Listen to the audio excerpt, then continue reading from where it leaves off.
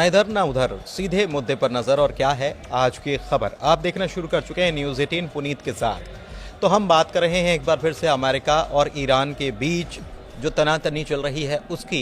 एक दूसरे को धमकियां दी जा रही हैं और अपनी ताकत भी दिखाई जा रही है। लेकिन ताकत दिखाने के साथ साथ अगर दोस्त भी साथ में आ जाए और कह दे कि मेरे दोस्त को अगर छेड़ा तो हम भी छोड़ेंगे नहीं, तो फिर क्या होगा। जी हाँ, ऐसा ही कुछ सुनने को देखने को मिला है। खबरें यही आई हैं और ये खबर आई है रूस की तरफ से। मेरे साथ मेरे सहयोगी आनंद मौजूद हैं, उनसे आज हम चर्चा करने वाले हैं कि रूस की तरफ से क्या कहा गया है, किसके लिए कहा गया है, और ईरान की तरफ से जो समझौते की बात अमेरिका ने कही है उसके बाद ईरान की तरफ से जवाब क्या निकल कर आया है। ये सारी बात हम करने वाले हैं। सीधे आनंद के पास चलते हैं। सबसे पहले बात करते हैं अभी के ताज़ा हालात पर कि क्या हुआ है, और उसके बाद फिर समझेंगे कि रूस की तरफ से क्या कहा गया है। आनंद। बिल्कुल, देखिए, ईरान पर अमेरिका लगातार नकेल कस रहा है और धमकियां लगातार दोनों तरफ से हो रही हैं, चाहे फिर वो ईरान हो चाहे अमेरिका हो। लेकिन जब इसमें तीसरा देश अगर जुड़ जाता है और एक देश के समर्थन में, तो जाहिर सी बात है वो जो युद्ध की जो संभावनाएं होती हैं वो अधिक बढ़ जाती हैं। दरअसल हुआ क्या है कि लगातार सबको पता है कि ईरान पर धमकी लगातार दे रहा है अमेरिका। अब अमेरिका पर भी, ईरान ने भी अमेरिका पर धमकी दिया है कि अगर ऐसा कुछ करता है तो ईरान भी नहीं छोड़ेगा। लेकिन इसमें जो तीसरा देश शामिल होता है वो है रूस। अच्छा। रूस ने स्पष्ट कर दिया है और बता भी दिया है कि ये जो मेरे जो सहयोगी हैं, मेरे मित्र हैं, ईरान को बताया है कि ईरान मेरा मित्र है। अगर ईरान पर अमेरिका ने कोई भी सैन्य कार्रवाई करता है तो अमेरिका को इसका विनाशकारी परिणाम भुगतना पड़ेगा।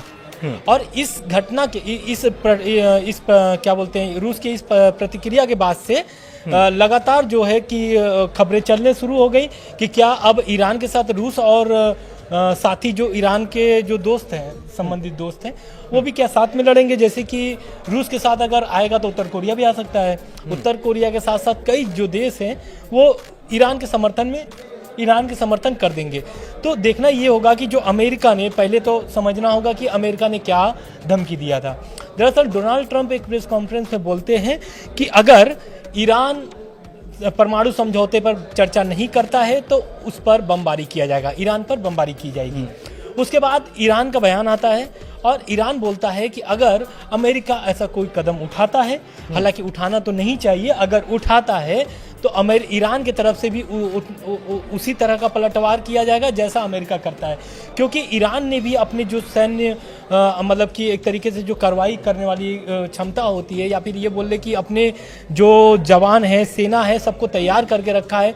और हम लोग कुछ दिनों पहले बनाए भी था, एक मिसाइल सिटी के नाम से दिया था, हम लोग वीडियो भी बनाए थे। तो मिसाइल सिटी जो ईरान का है उसको भी धीरे धीरे तैयार करने के एक तरीके से उसको भी अलर्ट मोड पर रख दिया, ऐसा बोला जाए तो ये सब जो चीज़ें हैं, एक तरीके से ईरान एकदम अब इसको हल्के में नहीं लेना चाहता है क्योंकि ईरान पहले भी धोखा खा चुका है अमेरिका से और दूसरी बार धोखा नहीं खाना चाहता है।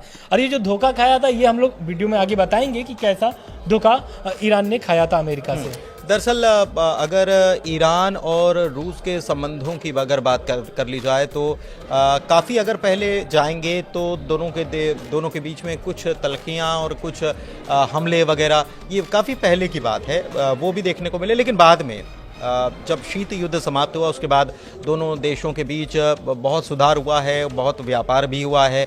सबसे बड़ी बात यह कि डिफेंस के मामले में ईरान का सबसे बड़ा साझीदार जो है वो रूस है। S-300 मिसाइल सिस्टम जो उसका है, रक्षा प्रणाली जो है वो भी दी है और तमाम चीज़ें भी दी गई हैं। व्यापारिक दृष्टिकोण से अगर देखा जाए तब भी सारी चीज़ें और तो और कुछ खुफिया जानकारियाँ भी साझा की जाती हैं। हाल में मसूद पेज़ेश्कियान गए भी थे, रूस, ईरान के राष्ट्रपति वो भी रूस गए थे, वहाँ पर भी और भी समझौते हुए हैं कि और हम प्रगाढ़ दोस्ती करने वाले हैं आने वाले दिनों में। तो ये प्रगाढ़ दोस्ती जो है ये बनी हुई है और इसीलिए रूस की तरफ से ये कहा जा रहा है कि अगर हमारे साथी को छेड़ा तो हम छोड़ेंगे नहीं और हमारे साथ में और भी साथी साथ में आ जाएंगे।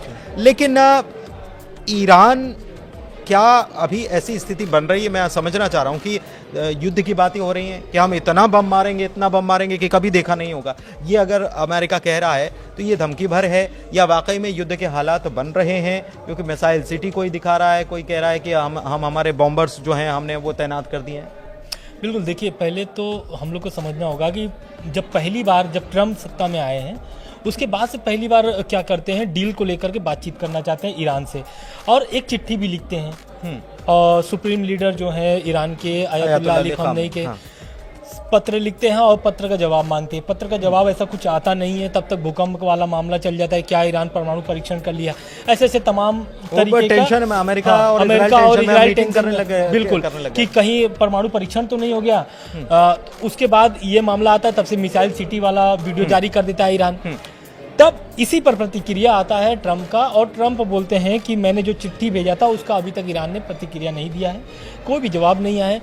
तो उसके अब इस सब मामलों के बीच में तब तक ईरान ने अभी ओमान के जरिए चिट्ठी का जवाब भेज दिया है। ख़ामनेई ने जवाब दे दिया है ओमान के जरिए। और जवाब में दिया क्या है, जवाब में बोला है कि अगर अमेरिका दबाव वाली राजनीति करना चाहता है तो दबाव वाले राजनीति में ईरान कोई भी सपोर्ट अमेरिका का नहीं करेगा। सपोर्ट कैसा, जैसे कि अमेरिका चाहता है कि डील हो जाए, अमेरिका चाहता है कि परमाणु समझौता जो डील है वो हो जाए, प्लस तेल वाली जो समझौते हैं वो हो जाए। बहुत सारे जो डील की जो रूपरेखा तैयार किया है अमेरिका ने, उस पर चर्चा करना चाहता है। मतलब लेकिन युद्ध की जो परिस्थितियां बन रही हैं या धमकियां दी जा रही हैं, उसमें कूटनीति का खेल भी चल रहा है। पहले जवाब नहीं दिया जाना, ख़ामनेई की तरफ से पहले ये कहा जाना कि हम तो उनसे बात नहीं करेंगे जो ऐसे धमकी वाले लहजे में बात करेंगे या जो भरोसा तोड़ते हैं उनके साथ हम संबंध नहीं रखना चाहते। दूसरी तरफ एक लेटर भी जारी करना, तो एक कूटनीति का भी खेल चल रहा है। बिल्कुल। और एक चीज़ और मैं आपसे ये इस चीज़ को समझना चाह रहा हूँ, जब मैंने ये सवाल किया कि क्या युद्ध जैसी परिस्थितियां हैं या फिर कुछ और चल रहा है और ईरान को भी उस बात की खबर लग गई है। बिल्कुल, देखिए क्या होता है ना कि जब अमेरिका, पहली बात तो अमेरिका जहाँ भी हाथ लगाता है उस देश को बर्बाद ही कर देता है, ऐसा देखा गया है और अभी भी देखा ही जा रहा है। लगभग 3 साल से रूस यूक्रेन का युद्ध हो रहा है। इराक को देख लीजिए, इराक देख लीजिए, कतर देख लीजिए, कतर में भी बहुत सारे, अफगानिस्तान हो गया। तो ऐसे करके अब ईरान जानता है कि अगर मैं अमेरिका को थोड़ा सा भी छूट दिया तो ईरान को बर्बाद करने में उसको समय नहीं लगेगा। और बर्बाद करने की जो बात है वो पहले भी कर चुका है, उसके बाद धीरे धीरे सुधरती है स्थिति। और ईरान क्या होता है कि अमेरिका की जो दुश्मन देश है उससे संपर्क बनाता है, दोस्ती संबंध को थोड़ा मजबूत करता है। और आज जाकर के अगर रूस सपोर्ट कर रहा है खुले मंच पर आके ईरान का, तो कहीं ना कहीं उसके बहुत मीठे संबंध हैं, तब जाकर के ईरान का सपोर्ट कर रहा है। बहुत लंबा वक्त लगा है। दूसरी बात रह गई अमेरिका और चिट्ठी वाली बात के बाद, तो चिट्ठी वाली बात इसलिए क्योंकि हमेशा ट्रंप क्या करते हैं, पहली बात तो ट्रंप 2016 में आते हैं तो ओबामा वाला जो डील वाला आ रहा था उसको खारिज कर देते, कहते ये तो कोई काम की नहीं, खुद ही हम अलग हो जा रहे हैं, खुद ही अलग हो जाते हैं। लेकिन अब उसी डील को क्यों लेके आना चाहते हैं, क्यों? क्योंकि ये जो डील थी ओबामा वाली डील यही थी कि जो ईरान है वो तेल जो बेच रहा है उस पर प्रतिबंध, पहले बात की जो प्रतिबंध लगी थी उसको लेकर के डील आया था कि भाई अगर आप डील कर लेते हो तो आपका जो प्रतिबंध है वो हटा दिया जाएगा। डील में 5 देश शामिल थे, खाली अमेरिका नहीं था उसमें। मुख्य रूप से अमेरिका के बाद अगर था कोई देश तो वो था ब्रिटेन। अब ये 5 देश क्या करते हैं कि बातचीत करते हैं, डील की बात होती है, तब तक ओबामा की छुट्टी हो जाती है सत्ता से।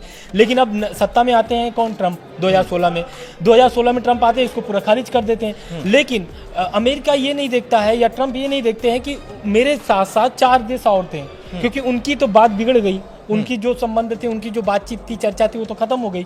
तो ये सब चीज देखते हुए क्या होता है कि ट्रंप फिर से लेके आते हैं। और ट्रंप देखिए कहीं ना कहीं ट्रंप भी दबाव में है, इसलिए दबाव दे रहे हैं। ट्रंप को दबाव कैसे मिल रहा है? रूस यूक्रेन युद्ध से। ब्रिटेन और फ्रांस दोनों किसके समर्थन में खड़े हैं?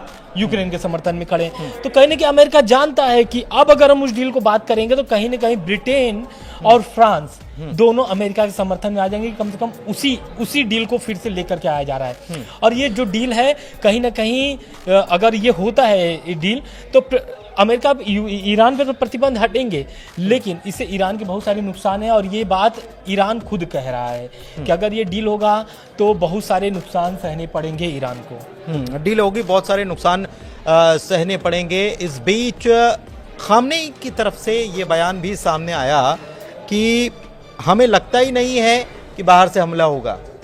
अगर कोई ये कहता है कि बाहर से हमला होगा तो हम इस बात को नहीं मानते। और उन्होंने ये भी कहा है, कह सकते हैं इशारों में उन्होंने कह दिया उन लोगों को या अमेरिका को कि अगर इस मुगालते में जी रहे हो कि हमारे यहाँ आंतरिक रूप से आप कुछ बवाल करवा दोगे या तख्ता पलट करवा दोगे तो उस पर भी नज़र बनी हुई है और ऐसा हो नहीं पाएगा। बिल्कुल आप सही कह रहे हैं, क्योंकि तख्ता पलट वाली जो बात है हम लोग पहले वीडियो में बोल चुके हैं कि ये तक बताएंगे कि क्या पुरानी दुश्मनी रही है। दरअसल 1953 की बात है 1953 में अमेरिका ईरान की पहली दुश्मनी शुरू होती है। पहली मतलब कि दुश्मनी उसी समय से शुरू होती है और कुल मामला जमा तेल का होता है। तब तेल शुरू ही हुआ था। तेल शुरू हुआ था, हाँ। तेल सबको तेल की जरूरत है, खूब तेल की जरूरत है। अब उसमें क्या होता है, अमेरिका की जो खुफिया एजेंसी है CIA और ब्रिटेन के साथ मिलकर ईरान में तख्ता पलट कराई जाती है। और तख्ता पलट में जो मतलब कि जो उस समय के तत्कालीन रहते हैं प्रधानमंत्री मोहम्मद मोसादिक को हटा दिया जाता है। क्यों? क्योंकि ये तेल की राष्ट्रीयकरण करना चाहते थे। तेल का राष्ट्रीयकरण कर देते तो वो 100% क्या होता, तेल का वो होता, क्या बोलते हैं, ईरान का सरकार के हाथ में आ जाता और ईरान की पूरी भागीदारी होती 100%, उसमें किसी भागीदारी नहीं होती। तो ये क्या करना चाहते थे मोसादिक, ये करना चाहते थे तेल की राष्ट्रीयकरण। तो उसी समय क्या करते हैं, ब्रिटेन और अमेरिका मिल करके तख्ता पलट कराते हैं और लेके आते हैं अपने आदमी को वो लेकर के आते हैं। उनका नाम होता है Shah Reza Pahlavi. Shah Reza Pahlavi एक तरीके से अय्याश किस्म के आदमी थे और उनको क्या ही चाहिए, जो अमेरिका और ब्रिटेन बोल रहा था वही करते चल रहे थे। ये चीज को समझने के लिए वहां पर एक बहुत मतलब कि नामी गिनामी नेता सामने आते हैं। अगर आप कभी सर्च भी करेंगे ईरान के प्रमुख नेता के तौर पे तो हमको लग रहा है कि उनका पहला नाम आएगा खुमैनी। तो ये खुमैनी जो थे ये चीज समझ गए थे पहलवी को कि ये देश को बेच रहा है, क्योंकि तेल ईरान का है और मजा ले रहा है अमेरिका। तो क्या करते हैं, खुमैनी आते हैं एक तरीके से पूरी तरीके से मतलब कि बगावत शुरू कर देते हैं सरकार मतलब के एक खिलाफ। प्रकार से नया ईरान बन जाता है। नया ईरान बनाने की वो एकदम वो ठान लेते हैं। और खुमैनी जो पहलवी रहते हैं वो इस विरोध प्रदर्शन को देखते हुए खुमैनी देश छोड़ करके भाग जाते हैं। देश छोड़ करके भाग जाते हैं। अब खुमैनी के हाथ में आ जाता, पहलवी छोड़ करके भागते हैं और उसके बाद खुमैनी के हाथ में आता है क्या, सत्ता।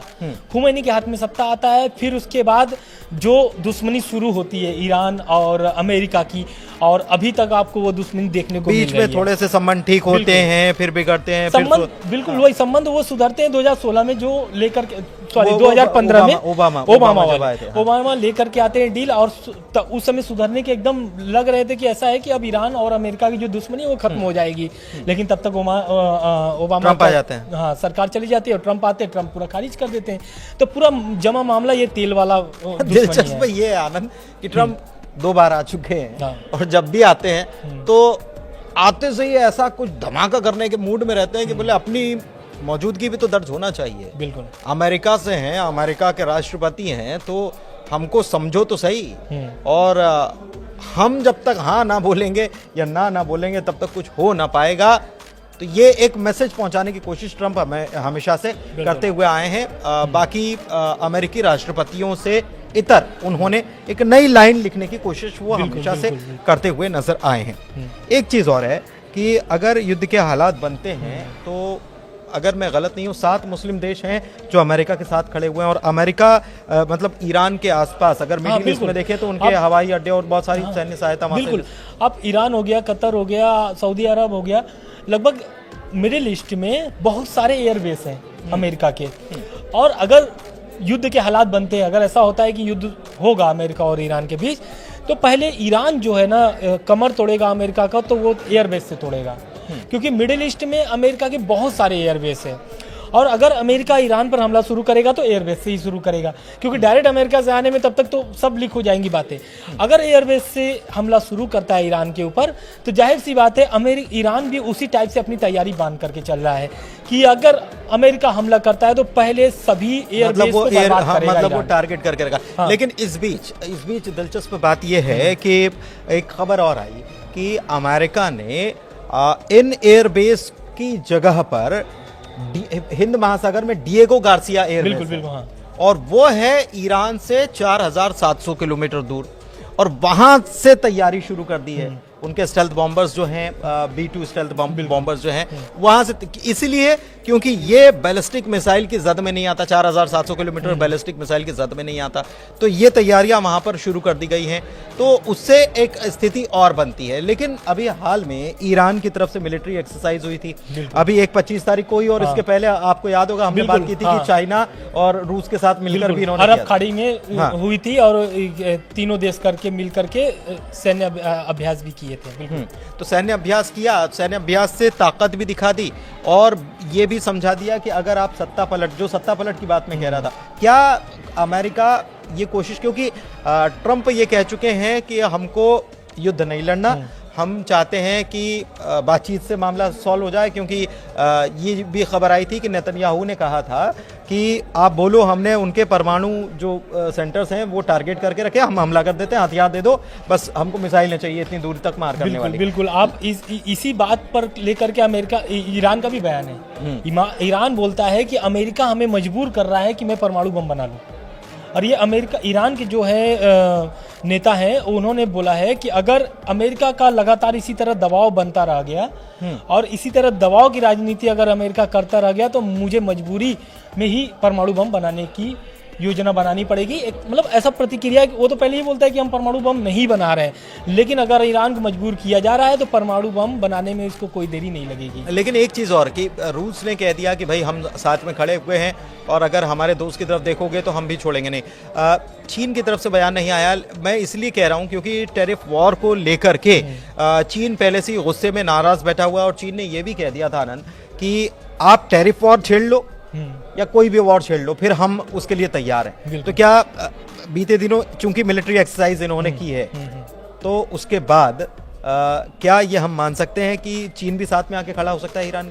बिल्कुल। देखिए, अगर लड़ाई होता है, अगर युद्ध शुरू होता है, मुझे लगता है कि लड़ाई शुरू होने से ज्यादा ये है कि अभी कौन किसके साथ खड़ा है और कौन कितना प्रेशर बना सकता है। क्योंकि देखिए, रूस अगर खुले मंच पर सपोर्ट कर दिया ईरान को तो जाहिर सी बात है चीन को आना पड़ेगा। क्यों? क्योंकि चीन और रूस जो है यूएन में क्या बोलते हैं, वीटो पावर में है, और चीन कभी भी रूस का साथ नहीं छोड़ना चाहता है। क्योंकि जिस तरीके का अमेरिका चीन पर भी बहुत सारे दबाव बनाए हुए, बहुत सारे क्या बोलते हैं वॉर, जो टैरिफ ऑफ वॉर की बात कर रहे हैं, तो वहाँ पर ये लोग का तो बहुत शुरू से स्टार्टिंग से ही चल रहा है। बिजनेस को लेकर के हमेशा अमेरिका और चीन लड़ते भिड़ते रहते हैं। तो कहीं ना कहीं अमेरिका के दबाव में चीन सपोर्ट कर सकता है ईरान को, रूस के साथ साथ। और उसके साथ साथ उत्तर कोरिया तो खुले मंच बहुत सारे हथियार, आधुनिक हथियार ईरान को मुहैया करा चुका है, और जरूरत पड़ने पर जब रूस के धरती पर उतर सकता है उत्तर कोरिया के सेना, तो ईरान में क्यों नहीं उतर सकता है? क्योंकि दोनों ही उसके जिगरी दोस्त बन चुके हैं अभी तक भर में। बिल्कुल। कुल मिलाकर ये कहानी आपने समझी कि अभी कौन देश कौन सा खेल खेल रहा है, किसकी तरफ से क्या प्रेशर बनाया जा रहा है। अंतर्राष्ट्रीय स्तर की राजनीति कुछ इसी तरीके की होती है। वहाँ पर बयानों के भी मायने होते हैं और कौन साथ में आकर खड़ा हो गया है, उसके बाद परिस्थितियां बदल जाती हैं। ये बार बार कहा जाता है कि अगर हमारी तरफ देखा तो अच्छा नहीं होगा, हम इतने बम मारेंगे, हम उतने बम मारेंगे, हमारे पास ये ताकत है, हमारे पास वो ताकत है। लेकिन इतना आसान नहीं होता किसी भी वॉर को छेड़ना, क्योंकि वॉर से ज़्यादा ट्रेड इम्पॉर्टेंट है, ट्रेड ज़रूरी है, व्यापार ज़रूरी है। बार बार हम ये कहते हैं कि दुनिया व्यापार से चलती है, वॉर से नहीं चलती है। खैर, इस वीडियो में फिलहाल के लिए बस इतना ही। चर्चा कैसी लगी बताइएगा ज़रूर कमेंट करके। साथ ही में आपको वीडियो अच्छा लगा तो अपने लोगों के साथ, साथियों के साथ शेयर ज़रूर कीजिए। हमारे चैनल को सब्सक्राइब कीजिए और ख़बरों पर नज़र बनाए रखने के लिए न्यूज़ 18 मध्य प्रदेश छत्तीसगढ़ देखते रहिए। धन्यवाद।